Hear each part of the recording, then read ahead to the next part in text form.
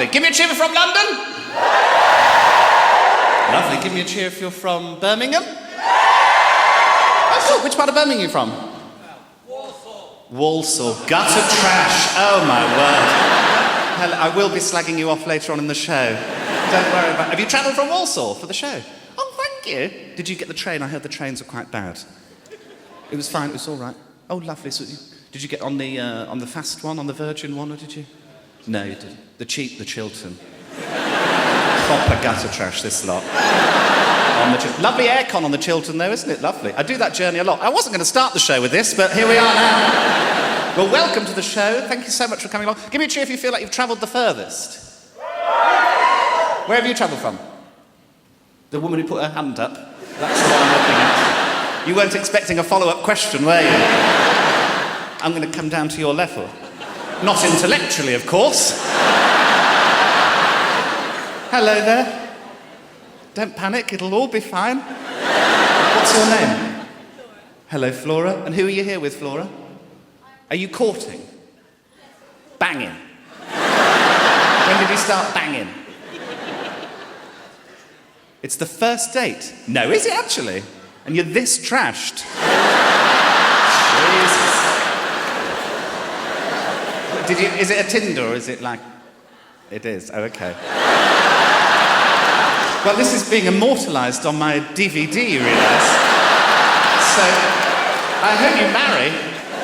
If you get married, I'm coming to the wedding. We're all coming, aren't we? We're going to have a lovely time. Maybe have a glass of water in the interval. I'm worried about you, Flora. Does someone know you're out? I like the look of him. You look sweet, but you never know. You know, you never can... What do you do? What are your prospects? Oh, no, I wasn't asking you, Flora. I feel like you've got lots of prospects. You're a psychotherapist? OK, what do you do? You make stuff in China. He's a drug dealer, isn't he? He's a drug dealer. Good luck to you, Flora. What's your name, man that makes stuff in China? Paul. Paul and Flora, that sounds nice, doesn't it? Feels like a lasting relationship, I feel. Have you just... How long have you both been single? I feel like we're on Love Island now. How long have you both been single? Flora? 3 years? 2 years? OK. 6 months? OK. So, about time, yeah, it's ready to... Yeah. I've been single for about 2 years. Ready to fuck all of you. This is how I get... This is how I sort of allure you in, just by sitting in this very attractive way. Well, welcome to the filming of my DVD. Love your top. Where's that from? You've no idea. You've stolen a top. What's your name? Zara. Zara. Hello, Zara. Is there any chance that it's from Zara? What do you think of this top? I like it. Do you like it? What do we think? Right, because... So, I don't normally wear this, apparently, because we're filming it. The shirt that I normally wear is a bit much. But I put it here. Apparently, this is a bit much. I mean, look at this. I wanted to wear that. I couldn't work out if it looked like I'd sort of collapsed at a marathon. Do you know what I mean? Julian Clary had fucked a Ferrero Rocher, and here we are. So I've gone with this number. Welcome along. I'm so thrilled that you're all here, and there's all these bloody cameras everywhere. Thank you so much for coming. This is extraordinary. There's so many of you. It's lovely. Who are you here with, Sarah? Is this your friend? Hello, Jess. Hello, nice to see you, Jess. Are you well? I'm great. Are you eating well? Are you hydrated? What are you drinking? 2 Heinekens. Oh, my God. Look at these basic bitches down here on the I like it, though. 2 Heinekens. I'd love to have a drink. I might have one later. I feel like I've got stuff to do now. And then I'll have one later. Give me a cheer if you're drinking. I'm pleased to... Yes, lovely, good. I did Dry January. Did anyone do Dry January? No, I don't recommend it. Yes, I learnt one thing. My friends are fucking boring. That's what I learnt. If I have to look at another baby picture, sorry if you're preg or if you've had a child, but just spare me your shit, honestly. Really good way of not looking at baby pictures. Repeatedly and aggressively shout, no! They go away after a while. It's marvellous, marvellous. Did Dry January, I've done it twice now. Did it last year when I was living with mother and father, Dave and Helen, great couple of lads. And this might be oversharing this early on in the show, but as a result of Dry January, I got a lot of morning wood, shall we say, a little stiffy in the D, as us lads say, don't we? And mechanic came round to collect my car, and Mum answered the door. She shouted up, she said, "Joe, you got your car keys?" I was having a dream about Idris Elba. As is my right. I had a little tent effect in the pyjamas. Not a full yurt, just a tent. And I tried to suppress it with my hand in my pyjama pocket, but it didn't really work. So what I did is I tucked it between my legs. Now, I don't know if anyone's walked down a staircase with a semi trapped in their gooch. But it's fraught with peril. I got to the bottom step and then I tripped and it sprang out. Sort of baby punching its way out of my mangina. Anyway, long story short, the car's fine, but Mum's not happy. She's not happy.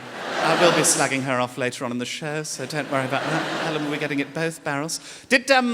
Did dry January again this year for different reasons. I went to the doctor last summer and I was feeling tired all the time, and he did some tests, and apparently I'm deficient. I'm deficient in vitamins B, D, folic acid and omega-3. And he said, 1, eat better, because I eat loads of trash, and also go to a pharmacy, get a supplement with all of these in, you'll start to feel better. So I went to Boots. The only supplement that has all of these in is pregnancy support. So I've been on pregnancy support for the last few months, and I tell you what, I feel like a pregnant woman. I sit down backwards onto chairs, I do that one, talk about myself the whole fucking time. I'm a pregnant woman. Sorry if you're preg, I'm going to be slagging you off now. It's just, I'm turning 30 this year, so many of my friends are having kids. I've got a text, actually, which you can use if you'd like. I'm so thrilled with it. If somebody's just had a baby, I'll text them, I'll say, "Are you sleeping?" Because inevitably they won't be, and they go, "Oh no, I haven't slept for days," that kind of reply, nonsense. And then I'll go back, and I'm so thrilled with the wording of this, I go back and I say, "It'll all be worth it when they're softly stroking your hair as you slip into oblivion." It's like Shakespeare, isn't it? Marvellous. Met one of my friend's kids last year. Friend I went to university with, her daughter. I avoided this child for 4 years. She's 4 years old. I'd heard bad things. Met her last year. She's the worst person I've ever met. And I've met Eamon Holmes.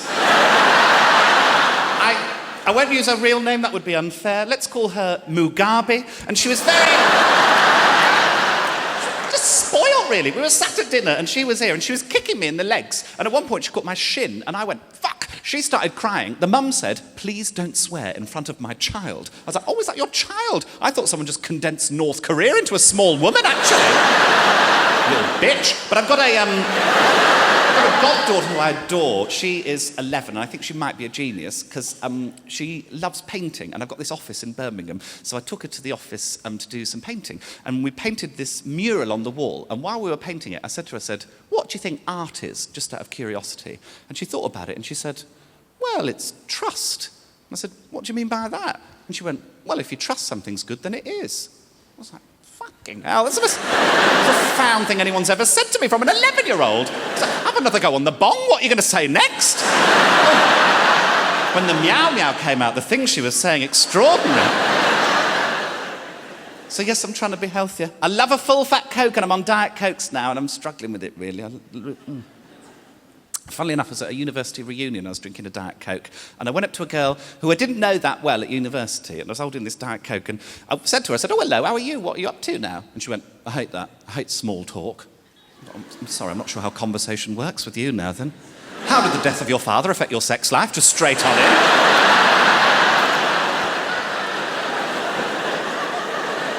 She said, "You shouldn't be drinking that." And I said, "Why?" Now, what I think she meant to say was, "It's full of aspartame." What she actually said was, "You shouldn't be drinking that. It's full of apartheid." I knew it was bad, didn't realise it was that bad, bloody hell. I tried being a fruitarian. That's where you can only eat things that have fallen from trees. I managed one day, I had 3 cooking apples and an owl.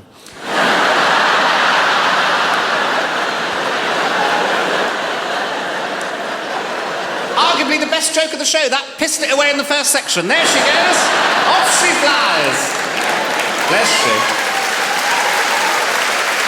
I had another version of that joke, which was 3 cooking apples and a small boy, but I felt like it was potentially too much. We're going to go to an interval shortly. Before we do that, I'd like to tell you about a little project I've been working on with the EDL, the English Defence League. Any members in? Any members? Occasionally there's a crossover with my audience with the EDL. If you're not familiar with the EDL, they don't like Muslims or hair. Those are the two things they despise. Muslims and hair. There was a rally last summer, a rally in Birmingham. You might have seen this picture from it. This is a girl called Sophia Khan. She was facing up to one of the EDL members with this... Yes, she's amazing, Sophia Khan. With this serenity and calmness on her face, with all this aggression from the EDL member. In the weeks preceding this rally, I discovered somebody I went to school with, who I am erroneously still friends with on Facebook, is a member of the EDL and was trying to generate support for this rally with his own Facebook group. Now, I like to troll people on social media, using various aliases that I create, so I went on as Angela Middlebin. And I wrote, "Hi guys, looking forward to the rally in Brum later. Think it'll be a lovely day for it. I work in PR with some high-profile right-wing and right-leaning commentators, such as Katie Hopkins, Piers Morgan and Fern Britton." Now, Fern Britton is, I don't think, right-wing in any way, but she blocked me on Twitter, so fuck her. And then Fern Britton, of all people, I felt like I've been blocked by Gandhi. I'm now unblocked, I should mention that. It's a long story, really. I won't go into it. There was a threat on her life. Let's move on. She'll be dead by dusk. She's actually a very nice lady. I continued. "One of my clients brought to my attention the fact that there is an organisation already using the name EDL. This is all true, I did some research. It is a company called Electricité du Liban and supplies electricity to the country of Lebanon. According to recent stats, Lebanon is 54% Muslim, which means, in effect, that the EDL is powering Muslims. As a result, I think an immediate rebrand of the EDL and change of name ahead of the rally is necessary. I've discussed this with my colleagues in the office, and we have come up with the name Eyes on Islam, or ISIS for short.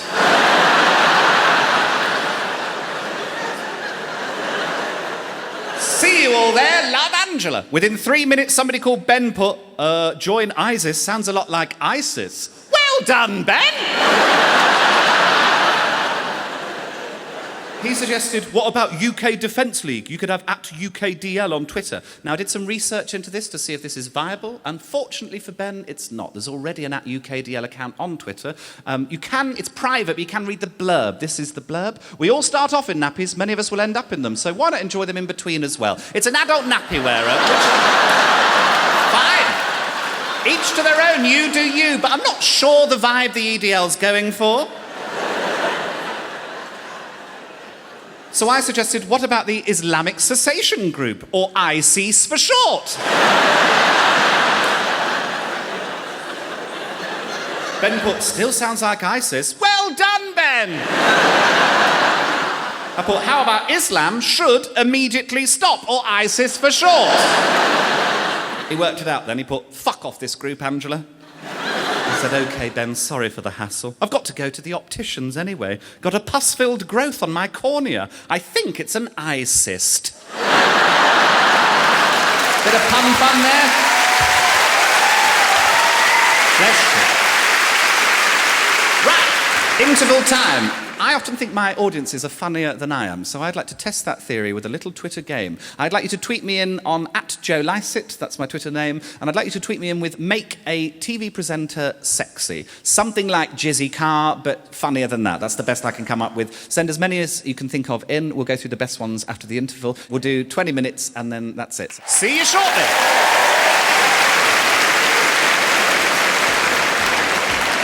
So what did you think? You call that a joke? Oh, I'm sorry. I'll try better next time. Not better, best! I know, I'm sorry. I've let you down. I've really let you down. I didn't mean... You should be ashamed of yourself. Ashamed, I tell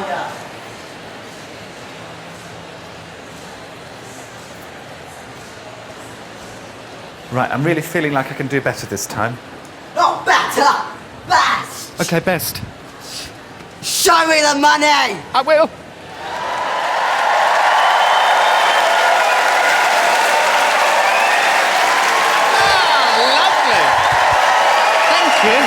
Good interval, good interval. My agent was being a real prick back there. I've been reading your tweets. Some fucked up people in this room. Oh! Right. If I call your name out, if I read one of your tweets out, could you stand up for us? Could we have house lights up for this as well, just so I can see them? Oh, also, Leon, are you all right to... This is Leon, everybody. Say hi, Leon. Are you all right to come out and... So they said this is my cameraman. I can do whatever I like with him. I mean, if anyone's got suggestions... Hello, Leon. So we're going to zoom in on people. Oh, lovely, look at that. Let's just have a test. Oh, yes. What are these guys? What's your names? Tony. Tony and? Richard. Tony and Richard. How do you know each other, Tony and Richard? Partners. Partners, okay. Well, we've got a lovely picture there. Smile for us. Very nice. That's going straight on Twitter when we finish the show. Find these men. Right, let's have a look at your tweets. There's some really funny ones. Really funny ones. Some people didn't really understand. Oh, love Zoe Ballbag from Fraser. That's good. Where is Fraser? Actually, stand up, Fraser C04. Where are you? Hello, Fraser. 103 followers. 104 now. I'm following you. And I will follow you home. You sent in Joe Likes Dick. Thanks, mate. He's not wrong. He's not wrong. Just like it. I'm not in love with it. I like a dick. I like a dick. Thanks, Fraser. Round of applause for Fraser. Something rather Mel and Sue. Somebody's put Bell and Pooh. This one's really nice. Where's Dave Moore? Dave Moore. Tweet time, Dave? Where are you?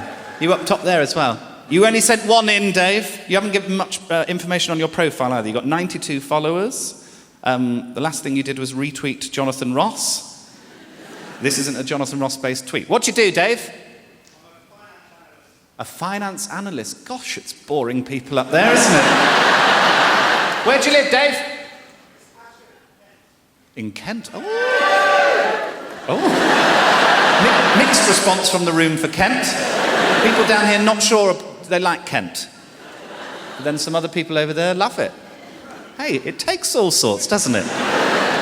You sent in, Dave, Tess sucks off your dad daily. That's really nice.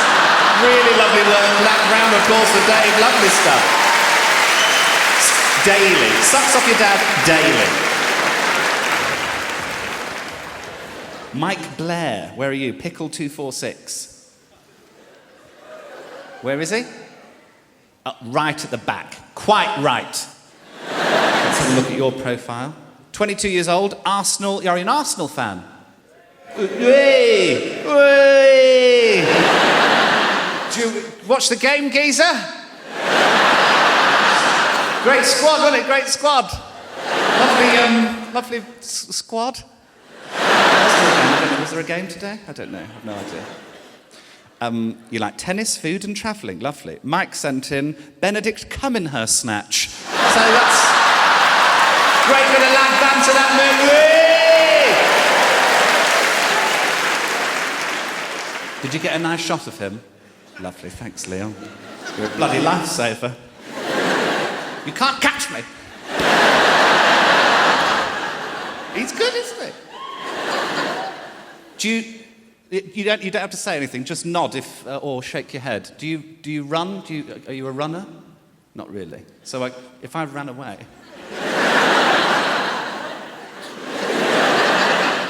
are you a fighter?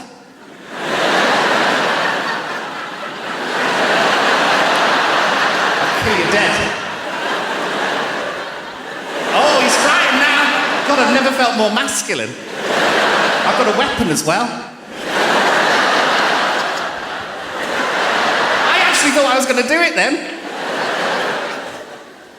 No, I like you, Leon. You've got a good spirit. And lovely soft palms. Next, Right, I've got two favourites. Let's find the two faves. Where's Nicola Bosdet? Nicola? Hello. Where are you? Oh, there you are. Lovely. What colour? Are you wearing a pink top? Is that pink? Orange. Can't see colours. Can't colour blind in this show. Oh, Caution, this account is temporarily restricted. That's literally just come up. You're seeing this warning because there's been some unusual activity from this account. Genuinely, look at that! Unusual. Have you used Twitter recently? You've made a new login. Well, before... So I'm still seeing the tweet, though. You sent in David Dickon, your son. Is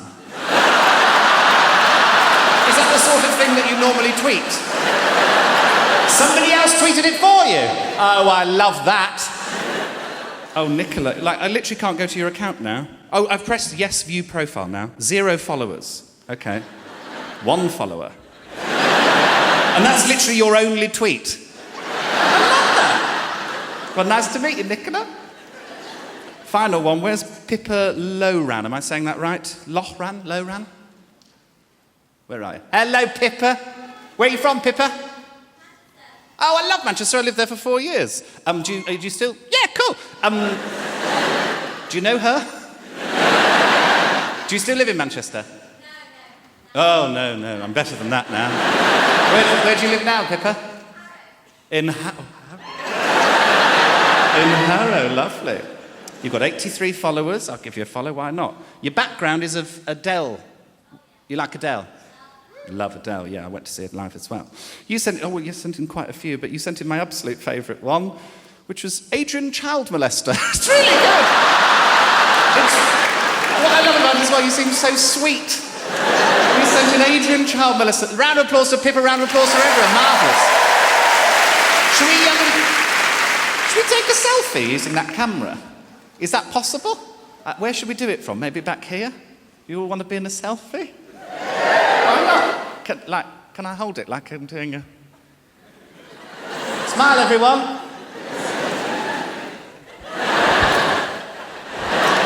Cool, I think we've got it. Round of applause for Leon. Thanks, Leon. Right, let's talk about art now. I'd like to talk about art. Yeah, a bit of culture. My mother retired a few years ago, and she's now painting in her retirement. This is one of my mother's paintings. Isn't that glorious? This is of our family friend Patrick. Not only does it look like Patrick, I feel like it captures his essence. A beautiful painting. Based on these, I've been inspired to do my own. They've not come out as well, I'm going to be honest with you. I did one of Amanda Holden with a Britain's Got Talent buzzer for a head. Slightly different things that we're doing.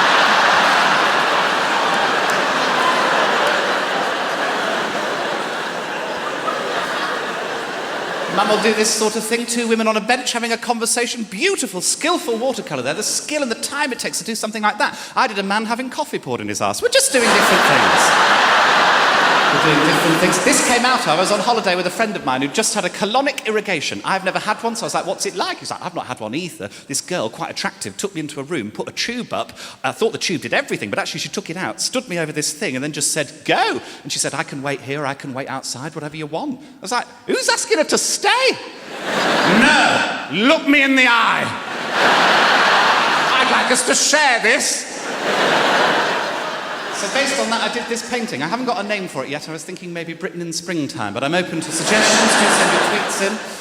This art thing has got to a bit of a head just this week, actually. Mum and I, we submitted to the Royal Academy. Every year, the Royal Academy take paintings from amateurs, from professionals, whatever. They also take sculptures. Mum submitted 2 of her paintings, beautiful paintings. I submitted for a laugh. I knew I wasn't going to get in. I submitted this sculpture, which I called Chris. I made it pissed last summer. I just submitted it, forgot about it. A few weeks later, I got an email from the Royal Academy that read this. Dear Joe, it's come to our attention that the price of your artwork, Chris, is £10.5 million. I was originally going to do 10 and I thought, fuck it, put the other half on.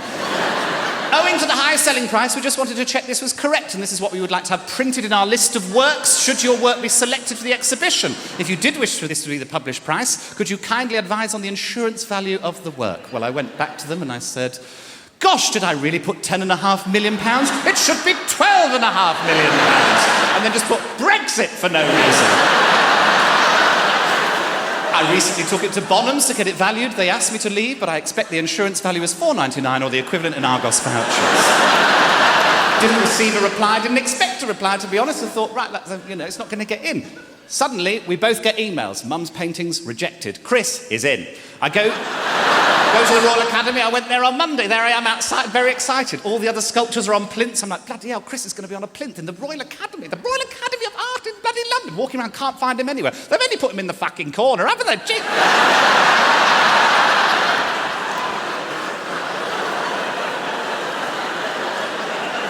He is available to purchase for £12.5 million. I will not accept offers. Mum's really annoyed at the minute. The relationship's frayed. This started, I was living with them last year, and they got annoyed with my bathroom habits. I love a long bath, and I love to eat in the bath, and I had some Greek yogurt in the bath, because I'm in show business. And unbeknownst to me, some of the yogurt ended up in the bath. I then went into my room to get changed. Mum comes into the bathroom, looks in the bath. She's like, have you had the biggest wank anyone's ever had? I came in, there's blueberries in there. I was like, oh yeah, I've shat out perfect blueberries as well, Helen. Just squeeze those through my urethra.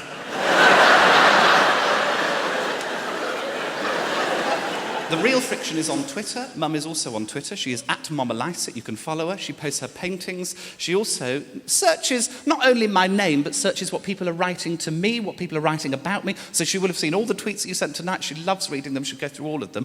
And she also sometimes will show me tweets when, like, I've been on telly. Every time you go on telly, there's a bit of nastiness. It comes with the job. There was one she showed me which I loved, which was, I'd just been on Blankety Blank with David Walliams, which, to be fair, was dog shit. And I got a tweet which just said, "You're not funny." And I appreciated the succinctness of the tweet, but what I loved about it is I looked at the woman's profile who'd sent it, and she's a self-esteem coach. Maybe she's a self-esteem coach of a rival comedian. Maybe Ramesh was feeling down on his luck. I thought he'd bring me down. But this is something I'm getting used to, but sometimes people will now tweet when they've seen me out and about, say they've seen me somewhere, they might take a picture, and that's fine, comes with the job. But sometimes I don't want Mum to know where I've been. And this, the worst example for this, I said to her one morning, I'm going to Manchester to see my friend Josephine, we're going to have a light lunch, and then I'm going to get the train back to Birmingham. Went to Manchester, got totally shit-faced with Josephine, had a pasty on the train on the way home, little pasty to soak up the alcohol. Got home, Mum was like, "Oh, being healthy, are you?" I was like, yeah. I mean, I had a couple of glasses of wine, but I had a salad at lunch. She was like, "Explain this. Somebody took a picture of me on the bloody train, didn't they?"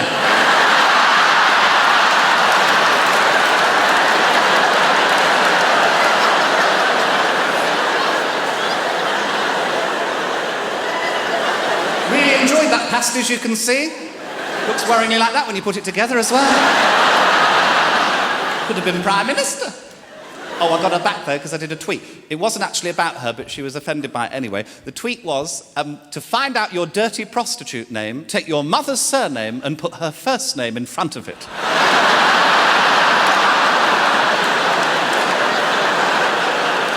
1,000 retweets, thank you, Twitter. So based on that, and also just because I'm turning 30 this year, I've moved out. I've moved into an up-and-coming area of Birmingham. Whether it'll up or come or not, I don't know. It's called King's Heath, the area that I'm in. Oh, can I have a lift? I thought I was buying a nice place, really, but it's a bit of a dump. And there's damp in there and all sorts of problems. And my dad, who's just retired, he's taken over as project manager of the project. Official reason for this is that I'm too busy to coordinate all of the works myself, couldn't possibly do it all myself. The real reason is I can't speak to tradesmen. I tried to speak to the electrician over WhatsApp. He doesn't like an emoji. Oh! 4 aubergines, he got very confused. Amazing. He seems to know. He was a teacher before he retired. He knows loads of stuff about houses. He goes up to floorboards and he'll go, "Yeah." Won't tell me what that means, but he knows something. There was a door that needed fixing. He just came round and made and fitted a door. I was like, "How do you know to do that? You're a teacher." He's like, "I don't know. I just sort of know from birth." From birth? Sorry, all the other kids are in the nursery crying. You're there making a trestle table. Come on, mate. I think what happens, it has to. When you become a father, you go to some sort of dad's school where they teach you how to do all of this shit, but not how to get emotion into a text message. The messages I sent to father, long rambling endeavours, "Just landed, wonderful holiday, food was fantastic, weather was glorious, happy to be back, but sad to not be in that wonderful weather. How are you, is all well?" The reply will just be, "Yes, fine." Are you a hostage? I find it quite weird talking about my father on stage. I never did it. I've been doing stand-up 10 years, and I didn't do it when he was a teacher because I didn't want to undermine his authority. But also, there's just no real friction with my dad, really. He's just a lovely man. We just get on really well. When I came out as bisexual on my 21st birthday, obviously very nervous about that. Didn't really know what he was going to say, and he was so lovely. I said to him, I said, Dad, I think I might be bisexual. And he went, that's fine, as long as you're happy, I don't mind, whatever. And I was sort of annoyed. I was sort of like, punch me, give me a story. And I tried to escalate it. I was like, I'm taking drugs. Don't tell your mother. I'm listening to Snow Patrol. Get out of my house!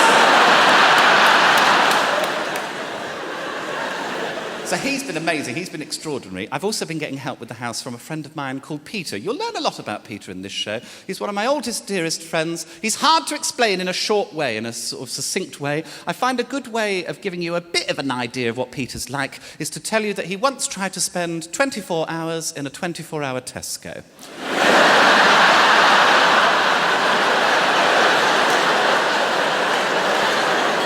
Like it was a challenge. He got kicked out after 21 hours for trying on too many clothes. I've known him for, since we were about 12. We didn't go to the same school, but we had similar friendship groups. We've grown up together. We didn't fall out, but we fell apart because he went to Japan after university, and he's just been back for about a year, and now he's back. He's doing little jobs, different things, trying to make ends meet. One of the jobs he does, because he speaks fluent Japanese, is to teach people in England, Japanese people in England, how to speak English. And he's got a middle-aged student called Aiko, who he set some homework for. The homework was an email. I pride myself on writing emails. Aiko's written, I think, the greatest email in the history of email. The homework was to write an informal email of complaint with an aggressive tone. This is what she actually wrote. Dear Sarah, you probably know why I'm writing you, you bitch.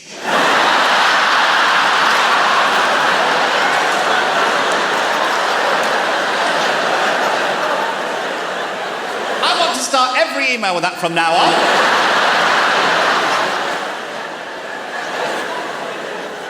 You smashed glasses and made terrible racket. It was so evil. Daft bastard.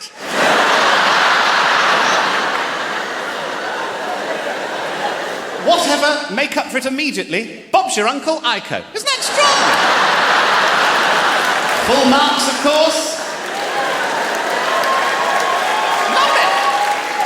To Aiko, it's hard to learn a language. I'm trying to learn German at the minute. I went with German because I just thought it was funny. Hazelnut, Hasselnuss, it's a funny language. And I'm using Duolingo. Do people use Duolingo? It gives you like a composite sentence. It sounds like I'm sponsored, I'm not. It's just good, it's a good app.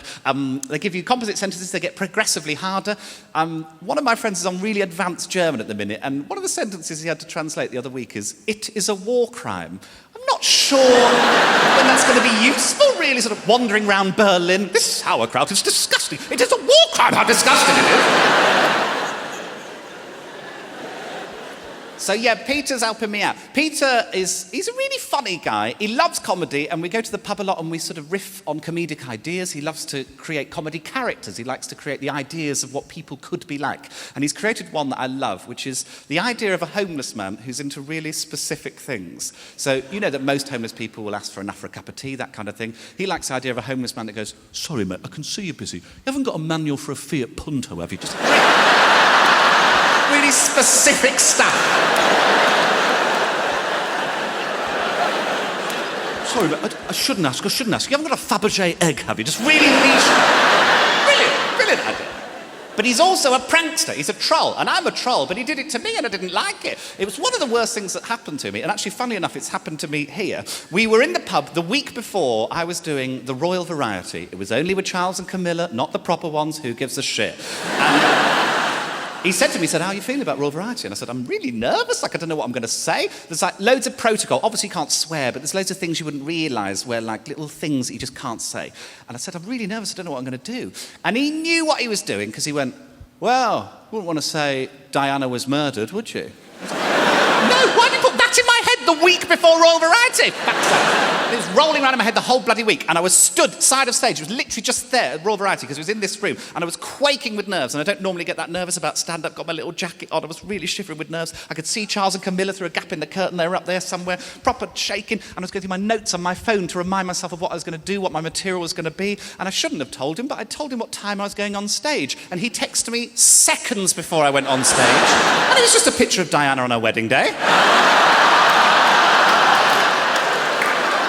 And then underneath, don't let her down.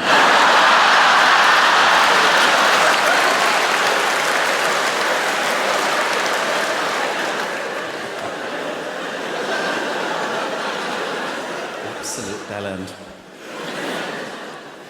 So he's been helping out. I say he's been helping out, he's been giving me bad advice, actually. There was an archway in the living room, and it had a fireplace in it years ago, and I didn't know what to do with it. And he went, oh, you like posh things, oh, you like posh things, why don't you get a log burner? So I got a log burner on his advice, since discovered from a quite sanctimonious friend of mine, shouldn't have got a log burner. They came round, they were like, actually, you shouldn't have got a log burner, actually. It's very bad for the environment to burn logs. I'll send you a book about it. And to be fair, the book burnt beautifully. That was lovely. Farrow and Ball paint, he suggests. He's like, oh, you like posh things? Get posh paint, Farrow and Ball paint. Farrow and Ball has a shop in Solihull in the Midlands, in Birmingham. Solihull, it's still Birmingham, it's the posh part of Birmingham. So there's still vomit on the streets, but there's Monge 2 in it in Solihull. The colour names in Farrow and Ball, elephant's breath. Grey. That's an abstract name they've given to grey. I think you should be able to go into Farrow and Ball with your own colour names, abstract names, and they just have to create the colour they think you're on about. You go and say, yes, I was thinking of painting the living room, disappointed wife. Just see what they come up with. I was thinking in the bedroom, David Dickon, your son, just whatever they think that is. Well, the guy in the Farrow and Ball shop, so posh, he's like, you know, it's like that. Right. I've realised this, I'm not sure if you'll get this reference, I realised that's quite close to an impression that I do of Jessie from Little Mix doing a Jamaican accent. Okay, some of you know this. If you don't, treat yourself after the show. Jesus. Oh, right. How to describe this? So, Little Mix are a band, I'm sure you know Little Mix, 4 of them. They were doing like a promo video, I think it was, and they had these cards that had accents on, and Jessie, one of the members, got Jamaican, and this is literally what she did. She went, oh, that was it. So, that was the guy in Farrow and Ball. He was that posh. That was how posh he was. I went in, I said hello. He went, you're Jamaican. What was she thinking? So I went in, I said hello. He went, and I said, I'm buying some paint. I'm doing the living room. And he said, are you doing it yourself? And I said, yeah. And he said, have you painted before? And I said, no. And he went, ooh. And I said, oh no, I tell a lie, I've done this one at Paul Chuckles, sorry.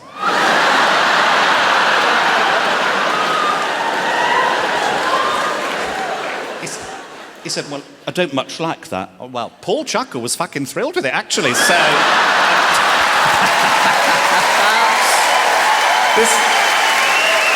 This thing is so silly. I did that painting as an exercise. I just thought he had a funny face. I thought I'd paint his face. And I put it on Twitter, didn't send it to him. Somebody did, because he got in touch. He said, Joe, I love that painting you've done of me. My wife got me some paints for Christmas. I want to learn how to paint. If you send me the one you've done of me, I'll do one of you. This is a Paul Chuckle original.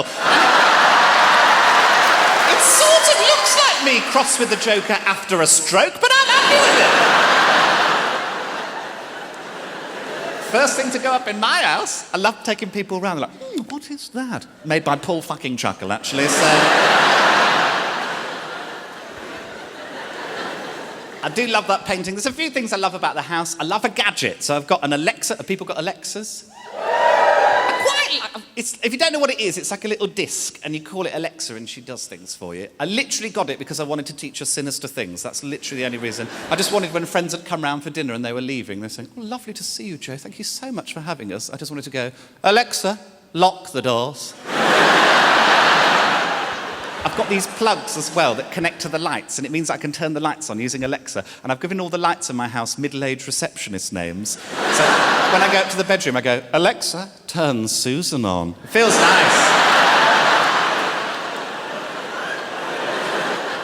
A lot of comics, a lot of writers will have next to their bed a pad and pen where they'll jot down ideas, things that come to them at 4 a.m. in the morning that they think are genius. I used to have the pad and pen, but I never used it because I couldn't be bothered, really, when I woke up. Now I've got Alexa, I do it all the time. I ask her to remind me of stuff all the time. Here are my 4 favourite things that I've asked Alexa to remind me. 1, glory hole in a glass door. Not sure if I was going to pitch that to Dragon's Den. Oh, a solution to the drugs problem, which actually I think is quite good. In my utopia, all drugs are legal, but they're all £1, and you have to really want them because the only way to access them is in those grabber machines that they have at fairs. Waking someone to tell them something unimportant, I just love the idea of running into Mum and going, Mum, Mum, Mum, Mum, Mum, Mum. I'm really enjoying the latest series of Game of Thrones. And finally, who called them turtlenecks and not ugly shit clothes? Who did that? I don't know who did that. Showed Alexa to Peter when he came round when I first got her. I said, that's good, isn't it? She answers questions, plays music. He's like, it's a piece of shit. Disappeared into the house. Next morning, I was talking to my father at 11 a.m. on the dot, because I remember it very vividly, because Alexa pops up and goes, this is your daily reminder to suck a dog's cock.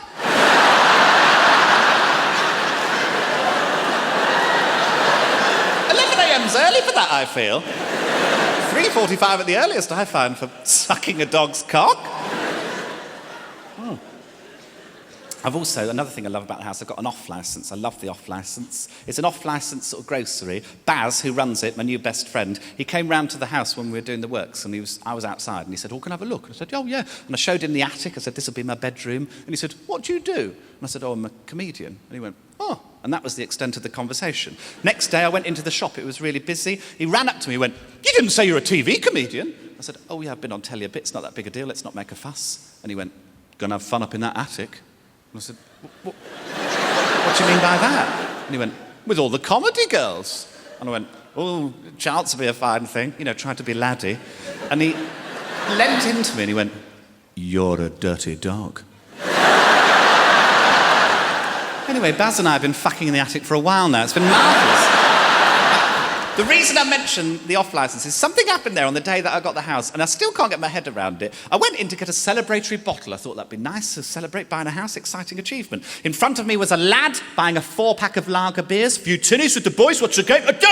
And I was here, there was a girl. It wasn't Baz on the till that day. It was a girl, she was probably about 18, couldn't have been much older. And she said to the guy, she said, can I see some ID? And he went, fucking hell, for fuck's sake, this is fucking ridiculous. And then had ID. And showed it to her. And she looked at him and she went, yep, that's fine. And he paid for it and went out with his beers. And I went up with my bottle of Pinot Blush. I was like, he was really full on, wasn't it? Really aggressive and horrible. And she went, he's in here every day and it's always the same.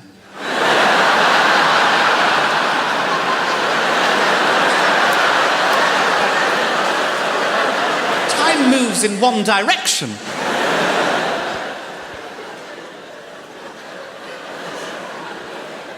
Because I've been in my childhood bedroom most of my life, I've got no stuff, got no furniture.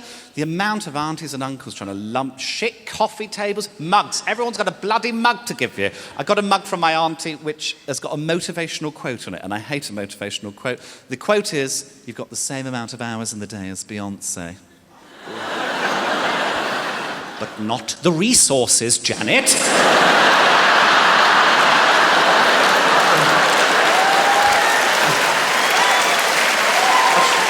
I showed it to Peter, I said, that's bollocks, isn't it? And he went, yeah, so did Rose West, see how that turned out. I was like, wasn't my issue with the mug, but you go for it, darling. I've become a bit obsessed with Tap because I'm on my local Sell and Swap Facebook group. If you're not on yours, there will be one in your local area. Have a look at it after the show. What it is, if you're not familiar with the Sell and Swap concept, it's people with nothing to do with their lives trying to sell and swap utter shit that they found in their houses. There was a woman on there the other day. She wanted to swap these sausages. She bought some cauldron vegetarian sausages. She realised they weren't vegan. She wanted to swap them for a bag of fruit, e.g. plums. I know what fruit is. I don't need an example. What is this fruit? Some of the shit you get on here. Wooden snail. Right. 4 comments. Who's looking at that going, I need more information. What is that? I don't know what that is.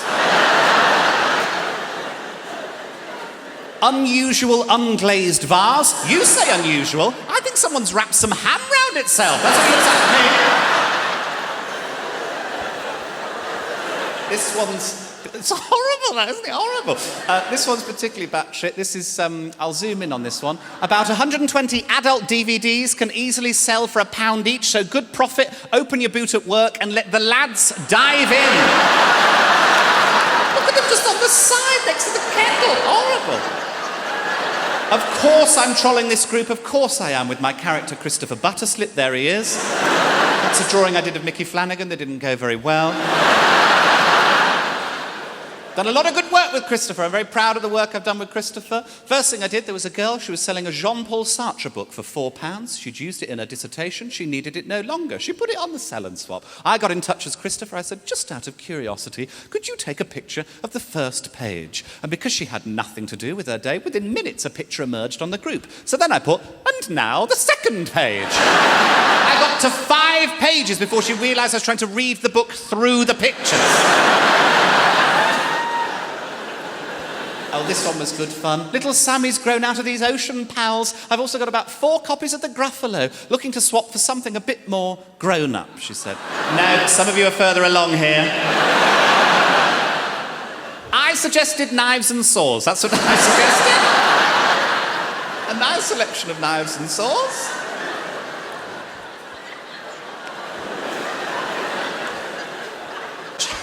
She put, not quite what I had in mind. So I thought about it for a little while. I was like, oh, I've got some adult DVDs. Let the lads dive in.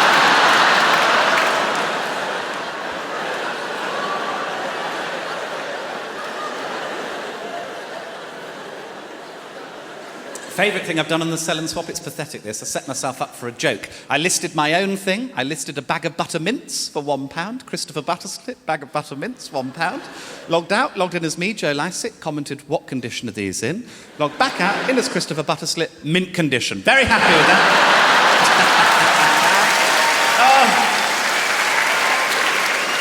Oh. I'm a bellend, aren't I? Now, guys, I want to tell you about a little project I've been working on for the last year. And there's no nice way of saying this. There's no easy way of saying this. I'm just going to have to rip the plaster off. For the last year, just under a year, I have been trying to destroy the career of Tom Daley. There's no easy way of saying it. I've said it. It's gone. It's out there now. I've said it. I should caveat all of this by saying I think Tom Daley's amazing in lots of ways. He's an Olympic diver. I'm sure you're aware of Tom Daley. He's gay. I think he was pushed into coming out as gay before he was necessarily ready. There was a lot of fuss about it from the gay press, and he's been a brilliant gay rights advocate in lots of ways. You might have seen that him and his husband Lance Black announced a few months ago that they're having a baby together. Shouldn't be a brave thing to do in this day and age, but it was. He got a lot of nastiness, and he's been serene throughout the whole thing, so I do think he's brilliant. However, I now want to slag him off. So... Tom Daley irked me last summer for 2 reasons, 2 Instagram posts, and I'll show them to you now. This is the first one. This is him at Gay Pride. Love the way that he's extending his arm out there to show the parade march there. Love the look of a smile on his face. Beautiful framing there. Before I go into too much detail about this, what's going on with the hand? Where is the other finger? I've looked at it loads. I don't know if it's a lighting thing, whether it was edited out. I don't know how that happens. I've got no issue with any of that, really, apart from the weird finger. I've got no issue with this other post. Beautifully framed again. His skin looks radiant in that little triangle. Marvellous. Brave to wear a tank top, but he seems to manage it. I think it's wonderful. It's lovely. I've got no issue with any of this. I think it's all brilliant. I have no issue with any of this as well. Happy Pride, everyone. It's been so awesome to take part in my first ever Pride. He'd not been before. But let's not forget why we have this day and how much more we have to fight for in many other social justice movements around the world. No issue with any of that. Brilliant that he went to Pride. I think we all should at some point in our lives. It's good fun, if nothing else. My issue with both of these posts is not what's in them, it's what's underneath them, and that is this. At Barclays UK, #ad. That means that Tom Daley was sponsored by Barclays to go to Pride. And I don't have a problem with Tom Daley being sponsored to do lots of things. I understand when you're an athlete, you've got to make your money while you can. You're not monetizable forever. You might break your leg. Totally get being sponsored. But to be sponsored to go to Pride, which is a political event, it made me uncomfortable. It's sort of like going Black Lives Matter with Tesco. It made me uncomfortable. And I didn't want to make a big deal of this. I thought it's an error in judgment in some ways. Didn't want to make a big fuss about it. All I thought I'd do is a bit of light trolling of Tom Daley. That's all I thought I'd do.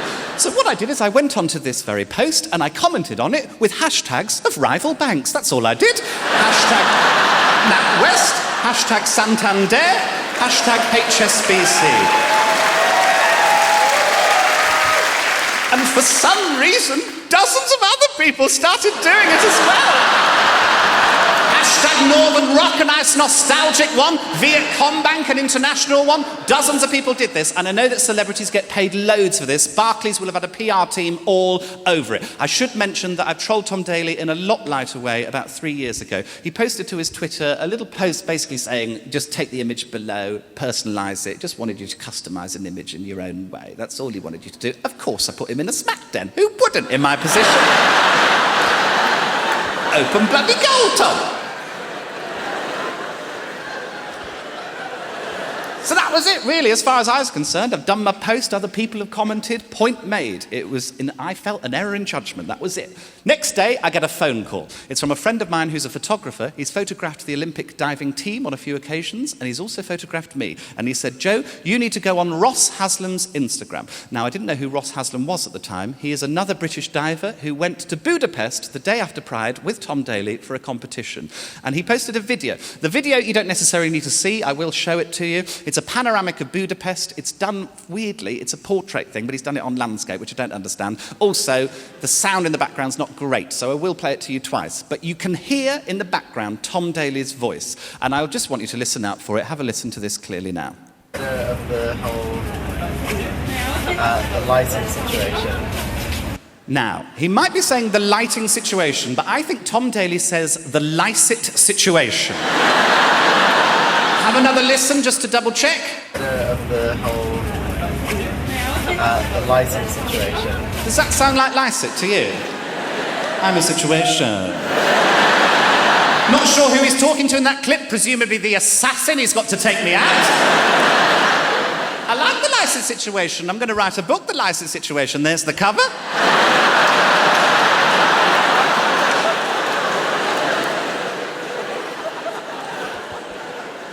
This has got out of hand. I'm a situation all of a sudden. I didn't want to be a situation. I just was a bit of light trolling and suddenly I'm a situation. But the more I thought about it, the more I thought, actually, in this regard, I do want to be a situation because I care about this shit. And I'll explain why. Pride is an LGBTQ plus event. There's a lot of letters there. And often Pride and its sponsors only focus on the G, often gay men with six-packs. But there's a lot of other letters there that deserve our attention. For example, T for trans. I've got a lot of trans friends at the minute who feel really attacked, feel really unsafe. They feel really attacked by the right-wing press. They feel more attacked by my mum's friend Linda. She's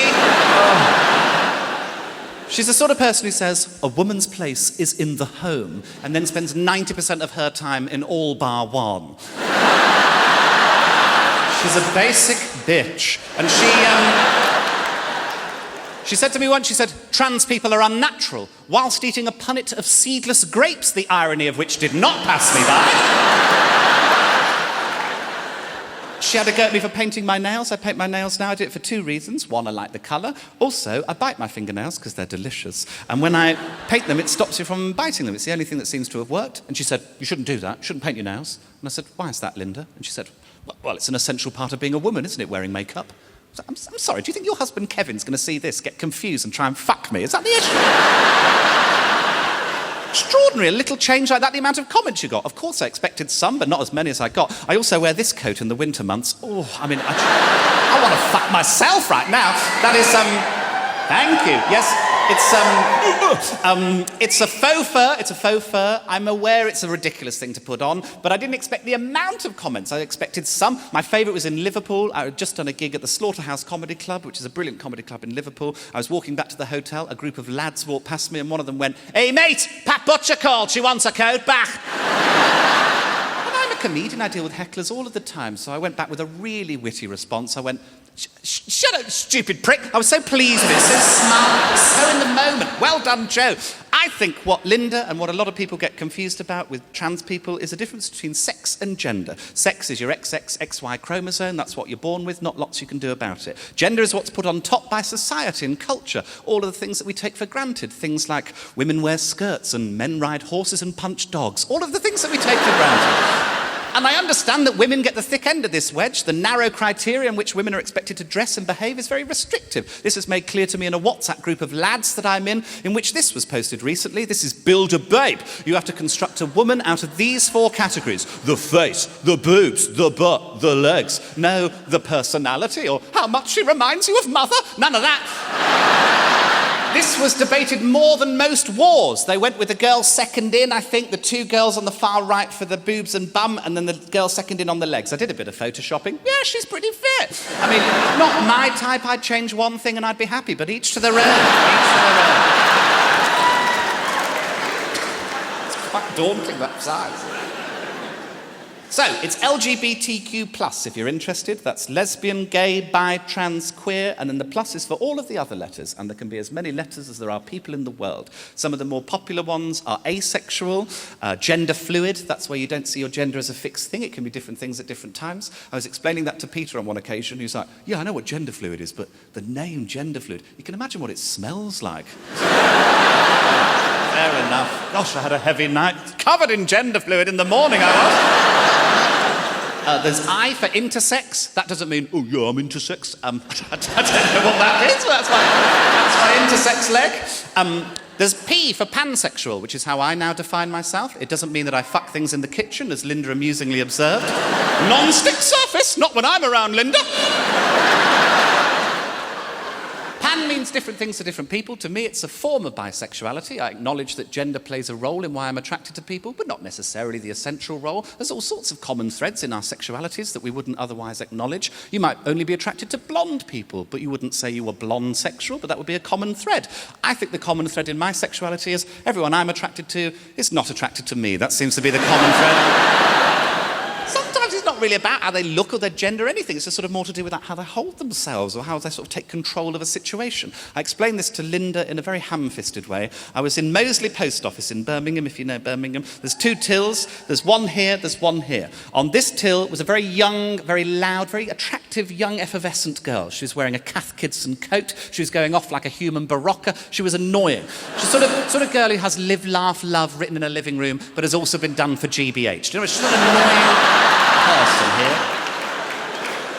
And then here was a really elderly, sort of octogenarian, crunched over old woman, quite poor looking, sort of Mary Berry if she didn't have money, just sort of crunched over like that. And she's going, I'm sorry, I can't hear you. She kept saying that, I'm sorry, I can't hear you. And in the end she went, I can't hear you because you're shrieking! And I said to Linda, I don't know what it was, but in that moment, the way she took control of that situation, the way she extinguished all of this woman's joy, the way everyone was looking at her, I thought she was so attractive, so beautiful. Obviously, I wouldn't do anything about it. And Linda was like, oh, what, are you ageist? I was like, no, I wouldn't do anything about it because she's poor. But the point is...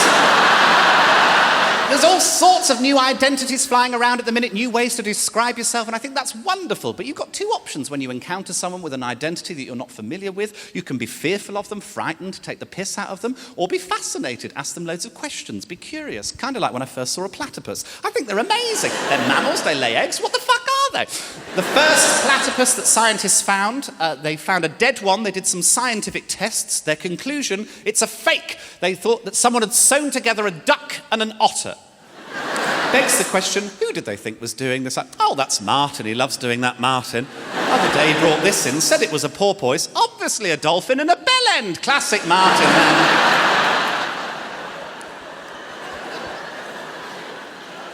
So by Pride only sponsoring one of the letters and ignoring the other letters, I felt like they'd done a disservice to the community, so I wrote them a letter. Dear Barclays, you probably know why I'm writing you, bitch.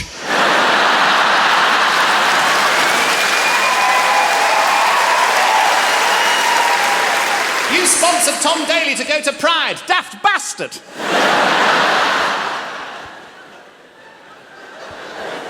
Actually, it's great that you're sponsoring Pride. Pride is an LGBTQ+ event. It's about celebrating all of those letters and all the different types of identity that they represent.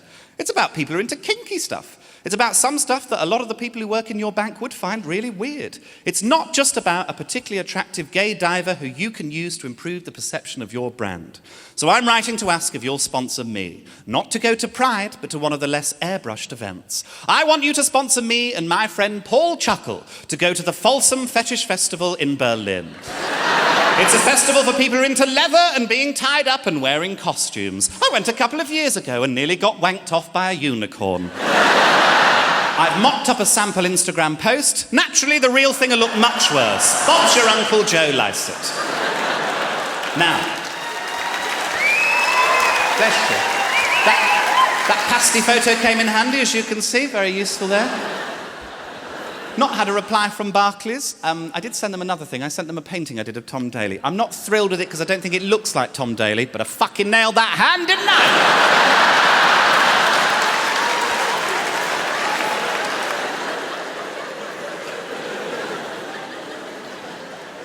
Just out of curiosity, you don't have to cheer if you don't want to, but give me a cheer if you consider yourself part of the LGBTQ plus community. Oh, welcome.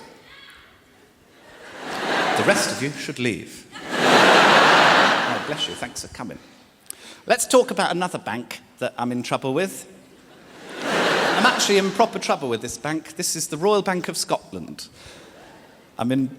Right, so Peter worked, not for RBS, he worked in an RBS building in Pigeon Park in Birmingham, if you know it. He was working in an office space in this building. And I went into that office with him last summer. And as a result of that, he had to write a letter of apology to the manager of the building a few days later. And I'll just read to you that letter. He wrote, "Dear Sir, I am writing to explain the incident in your office and offer my sincere apologies for any involvement on my part. I invited a guest to the building to show them a project we had been working on and benefit from his expertise. What had actually happened was we were on the piss and he had a bottle of wine under his desk. At security, he was asked to enter his name for a guest pass. I did not see what he typed because I was dealing with some emails on my phone. They get you to type in your name on a fancy touchscreen as you go into the RBS building. I didn't want to do that. I was feeling silly. So what I did is I just typed in the first two words that came to mind, which happened to be rhubarb bikini. I don't know why. There was a short discussion between my guest and the security guard. This is where the security guard quite rightly said, "What's that?" And I said, "It's pronounced Ryan."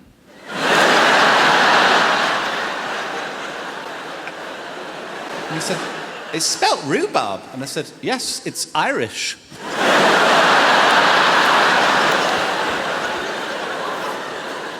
Then a pass was printed and we were allowed into the building. Here is that pass.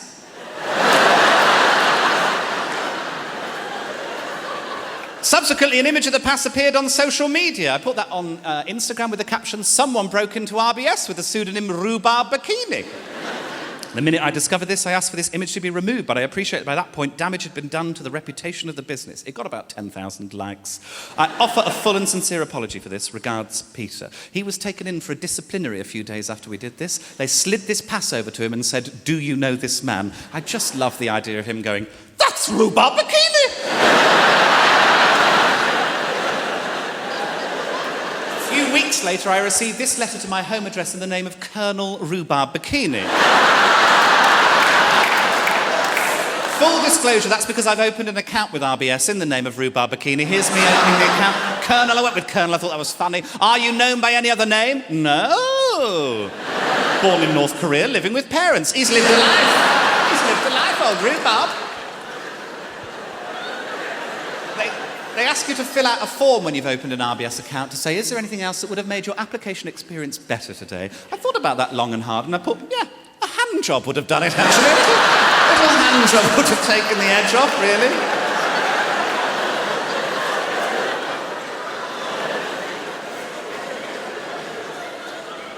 He rang me, he said, "Joe, we're in a lot of trouble." I was like, "What do you mean?" He said, "I've just had this disciplinary, I've been banned from the office for 2 months." And I said, I was really shocked. I'm so sorry, what an overreaction. Like, it's just a silly joke. And he said, "Oh, I don't really mind, I don't like working there, so I'm happy to have the time off."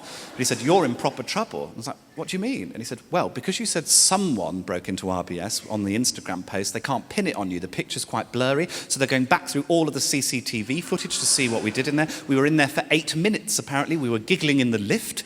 I can believe it." He said, "They're going back through all your social media to see if you're a threat to the business, if you've done something like this before, whether you're likely to do it again." I was like, "What do you mean they're going through all my social media?" It's like, "Your Instagram, your Twitter, everything. They're going through everything." And I was like, "Oh my God, they're going through everything." So they will have seen that picture of me pretending to be a vomiting cat.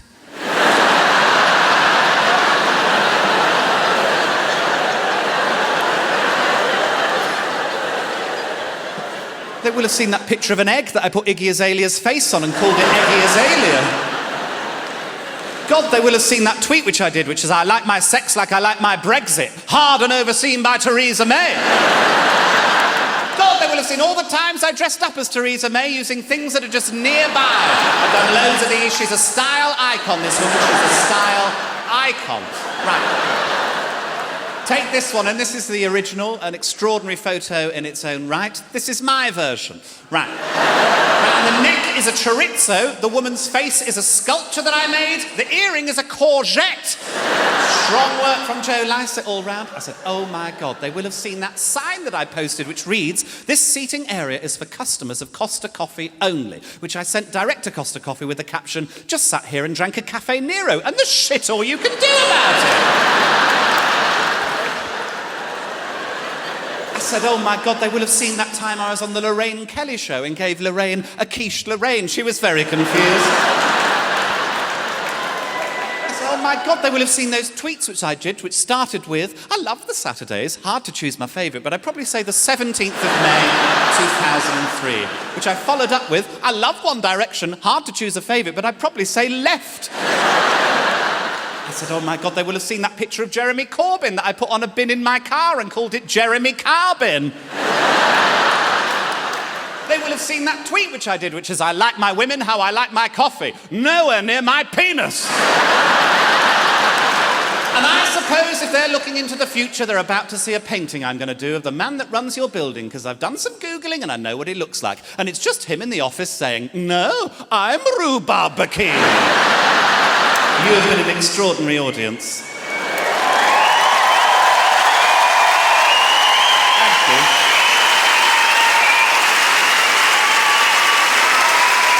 My pleasure. Thanks.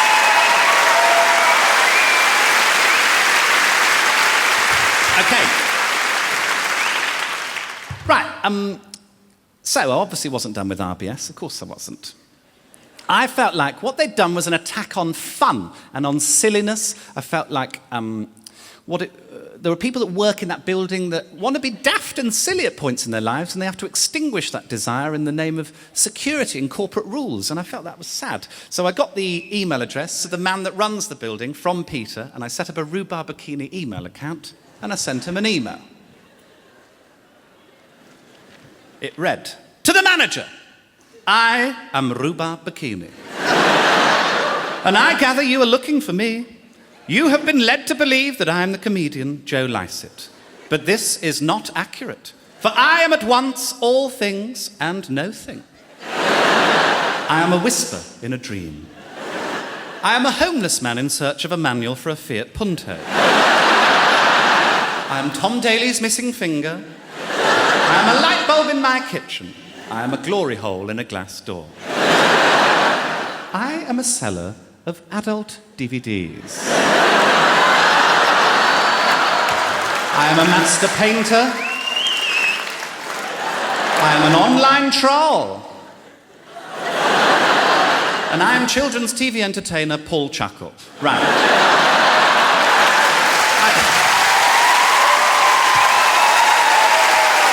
Good old Paul. I asked for one of these, he sent dozens.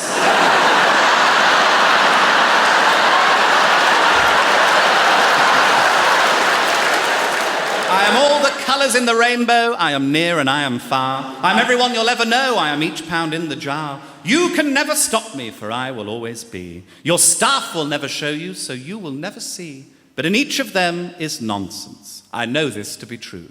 So all your staff are rhubarb, and Rhubarb Bikini is you. I also put PS, I'm also Alexa. I'm Rhubarb Bikini and you should suck a dog's cock. Thank you so much for coming to my show. Have a great rest of your weekend and lives. Thank you so much.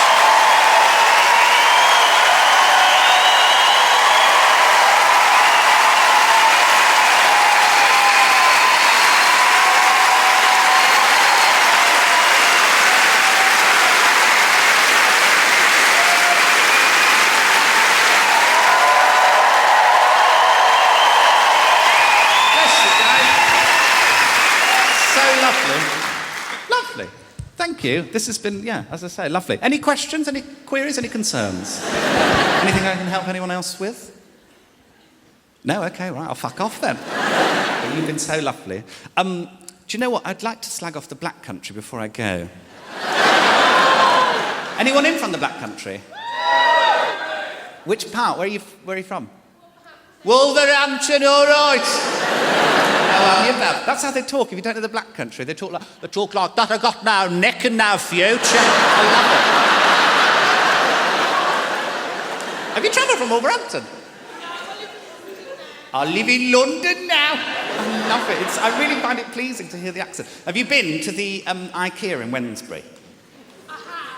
You have? I've never purchased anything. Right, why? Because it's too stressful when you get to the checkout. It is stressful when you get to the checkout, I agree, yeah. Well, it's stressful in that one because it's full of people from the Black Country and they're all madheads. Listen, I was in the kitchen area when I went round and there was a family walking round and the dad of the family said this very loudly because I wasn't that nearby and I heard it very clearly. He went, "Look at that chopping board. I couldn't chop me cock on that." Is that a requirement of a chopping board that I've missed? Bless you. Well, thanks for coming along. This is the thing, I slag off the Black Country loads. It's because I love it, and I've got loads of friends there, I spend a lot of time there. I went on a speed awareness course in the Black Country. Have people been on speed awareness courses? Yes, some other bad boys. I thought it was really effective, but my favourite thing about it is this woman at the back who just did not give a shit. She's like, my new spirit animal, she's just there like, "Oh, Rog." And the guy came out, and he was proper patronising. He was like, guys, just shouting out reasons. Why do we speed? Why do we speed? Why do we speed? And she went, "'Cause I'm in a rush." Good, you're in a rush, great. Why do we rush? 'Cause I need a piss. Realised very quickly he did not want to be talking to her. He was trying to get anyone else to chip in. At one point, he forced this quite meek guy at the front to chip in. It was really sweet. He said, "You've got two options. Have you got two options? You can go by the speed limit, or you can go to jail. Do you want to go to jail?" He hadn't been listening. He just went, "Yes." Any reasons why it's justifiable to speed, why we might be okay to speed? She went, "Well, if there's an emergency, if you've got to take someone to hospital." He went, "No, that's not a reason, is it? It's not a reason. You've still got to be safe, haven't you? Still got to be safe. If you hit someone on the way to hospital, that's two people going to hospital, isn't it?" She went, "That's lucky, I'm going that way, give him a lift." That's lucky, that is. Favourite thing she said, I'll leave you on this. It was terrible, it was brilliant. He said at the end of the session, he's like, "Any other reasons why we speed that we've not covered? Any other reasons?" No one chipping in, I wasn't chipping in. In the end, she just went, "Well, because it's fun." And we went, it's fun, isn't it? It's fun to speed, isn't it? It's fun to speed. Do you know when it's not fun? When you kill a child. Everyone went quiet, and then she just went, "Depends on the child." Love her. You've been amazing. Wow. Thanks so much. See you again. Ta-ra.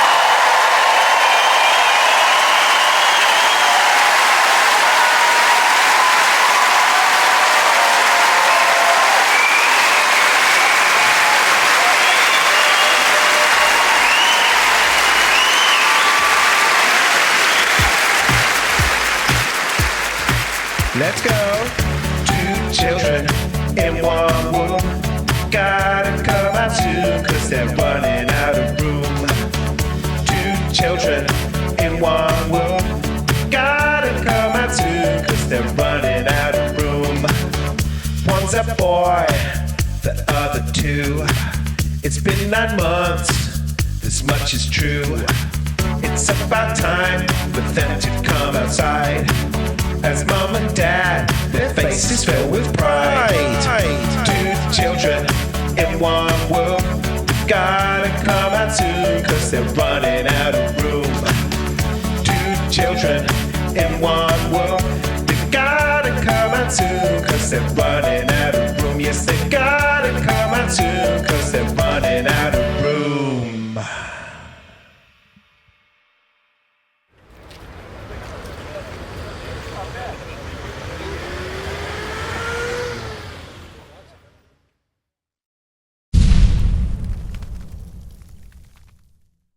Bye, Han.